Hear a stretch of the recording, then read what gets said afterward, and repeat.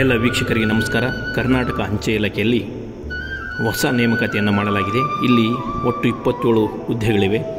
Staff, ಕಾಲ್ driver. ಇದಕ್ಕೆ ಅರ್ಜಿ ಸಲ್ಲಿಸುವಂಥ ವಿದ್ಯಾರ್ಹತೆ 10ನೇ ತರಗತಿ ಆಗಿರುತ್ತೆ. ಮತ್ತು ವಯೋಮಿತಿ ಅಂದರೆ ಅಭ್ಯರ್ಥಿ ಅರ್ಜಿ ಸಲ್ಲಿಸುವಾಗ ಯಾವೆಲ್ಲ ವಯೋಮಿತಿ ಇರಬೇಕು, ಮಿನಿಮಮ್ ಅಂದರೆ ಕನಿಷ್ಠ 18, ಗರಿಷ್ಠ 27 ವರ್ಷಗಳನ್ನು ಹೊಂದಿರಬೇಕಾಗುತ್ತೆ. ವೇತನ ಶ್ರೇಣಿ ಆಯ್ಕೆಯಾದಂಥ ಅಭ್ಯರ್ಥಿಗೆ 19,900, 63,200ವರೆಗೂ ವೇತನ ಶ್ರೇಣಿ ಇರುತ್ತೆ. ಆಯ್ಕೆಯ ವಿಧಾನ: ಅರ್ಜಿ ಸಲ್ಲಿಸಿದಂಥ ವ್ಯಕ್ತಿ ಡ್ರೈವಿಂಗ್ ಟೆಸ್ಟ್ ಮತ್ತು ಸಂದರ್ಶನ ಮುಖಾಂತರ ಆಯ್ಕೆ ಮಾಡಲಾಗುತ್ತೆ.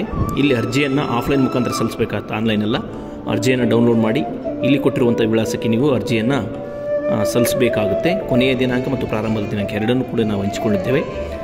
ಮಾಹಿತಿ ಖಚಿತತೆಗಾಗಿ ಸರ್ಕಾರದ ಅಧಿಸೂಚನೆಯನ್ನು ಕೂಡ ನಾವು ಈ ವಿಡಿಯೋದಲ್ಲಿ ಹಂಚಿಕೊಂಡಿದ್ದೇವೆ. ಈ ಥರದ ಹೆಚ್ಚು ಉದ್ಯೋಗ ಮಾಹಿತಿಗಳಿಗಾಗಿ ನಮ್ಮ ಚಾನಲ್ನ ಸಬ್ಸ್ಕ್ರೈಬ್ ಮಾಡಿ, ಲೈಕ್ ಮಾಡಿ, ಬೆಲ್ ಐಕನ್ ಒತ್ತಿ, ಶೇರ್ ಮಾಡಿ.